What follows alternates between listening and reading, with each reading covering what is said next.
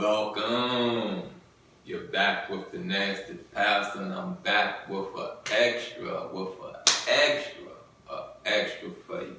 And I wanna pardon how to say it. Pardon me for taking a break from doing these extras, but I've been under the weather. You got what I'm saying? So if I don't feel like it, I don't feel like it. You feel what I'm saying? I really don't like to get up here and cough, sneeze. You know what I mean? I don't like doing none of that. You know, I battle with my language being professional, coughing, burping, sneezing. That's not professional. And I'm a one-take Jake, so I don't feel like doing this all day. You got what I'm saying? I'm gonna give you something so organic. You feel me? I don't do script. I don't get paid for this. You feel me? Pay me, I'll do script. Anyway, look, we was on the status of women in Islam. You got what I'm saying? And we're just about finished with what I'm gonna call the introduction, you know what I mean? I'm gonna speed through these 3 paragraphs, out of these 4 paragraphs, so that we can get into education, motherhood, dignity and protection from harm, modesty. You know, those are things I want to touch on that I saw growing up from my elders, you know, the older generation, how they protected us, how they made sure we got our education, how they made sure that we could read and write. You got what I'm saying? I may not have education on paper, you feel what I'm saying? But my mom made sure I could read, I could write, I could comprehend. You feel me? You get me? You understand me? I dropped the ball as an adult, not furthering my education to go get my GED or to get my high school diploma. I had 2 options: get a job or go back to school. I chose the job. You got what I'm saying? I was done with school. Anyway, I just say this to you right here, you know.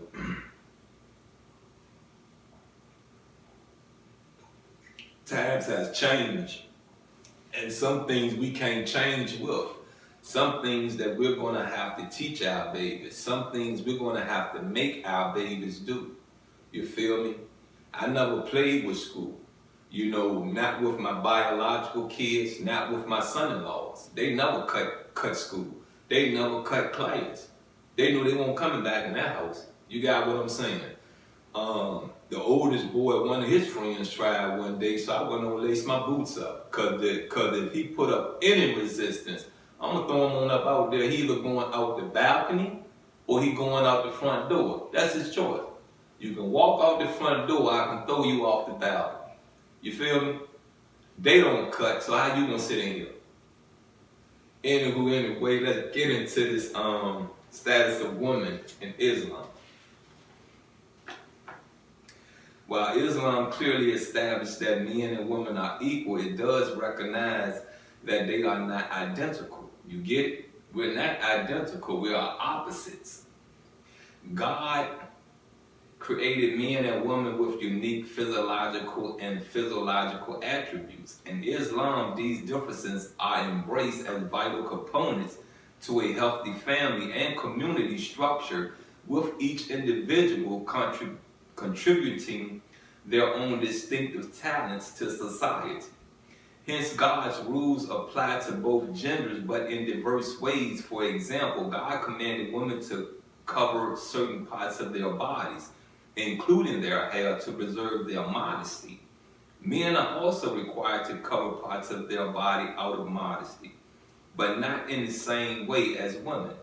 Therefore, God commanded both men and women to be modest, yet the manner in which they observe it is different. Now you understand, you know what's really being said.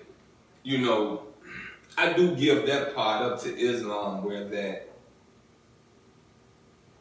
the destruction of women in Islam was pure. You got what I'm saying? Was very pure. They had a voice, they have a voice, but they don't show you cleavage. You get me? They don't sit around and talk sexual, sexual acts or any of that. You got what I'm saying? I can't tell you how these young women of Islam is, but I'm going to tell you about my generation of Islam. You feel what I'm saying? I'm going to tell you about the generation before me, women of Islam. They was very dignified. They was very respectful to the culture. You feel what I'm saying? And I liked that. I liked seeing a wholesome woman that respected herself, that was God-fearing. You feel what I'm saying? I really liked that.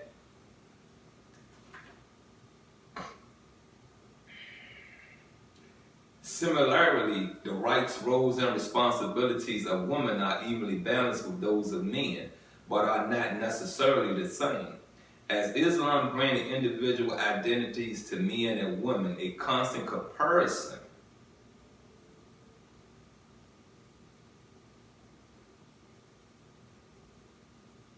Give me a minute. Okay, we're on the right part. Similarly, the rights, roles, and responsibilities of women are evenly balanced with those of men, but are not necessarily the same. As Islam granted individual identities to men and women, a constant comparison between the two is futile. Each plays a unique role to the mutually uphold social morality and societal balance. The following overview details a wide range of women's rights in Islam. It addresses some common misconceptions and provides insight into the diverse roles and responsibilities women fulfill in society. It must also be mentioned that Muslims are not always representative of Islam and may follow their cultural influences or personal interests. In so doing, they not only disenfranchise women, but they also go against the clear guidelines laid out in Islam regarding the treatment of women. Therefore, their practices go against the liberties and entitlements which Islam empowers women with, as shown below. All right, we're out of that part of this pamphlet, and if there's a question, where have I gotten these pamphlets from? It says, why Islam? And I was online one day, I spoke and I explained that you can get the Quran in the English version, and next thing I know, you know how Facebook do the ads and stuff? They're starting to show ads that you can order Quran in the English version. So I went and got me one. And I didn't know that these pamphlets was gonna come with it, but when I opened that package up, I looked, I said, okay, I got it. You know what I mean? I was happy. You know what I mean? I said, good, I could start some readings in this. I could do some comparisons in this. There are some things that I could point out to the world, period, about religion, about spirituality. And I seen these pamphlets. I think it's 6 of them. 1, 2, 3, 4, 5. Let me make sure. 1, 2, 3, 4, 5, 6 of them. I seen these pamphlets and I said, okay, y'all done gave me some more stuff that, dig into. And I've been rolling through these pamphlets, you know what I mean? The first one was Quran, the Word of God. You got what I'm saying? No. The first one was Concept of God in Islam. Yeah, that was the first one.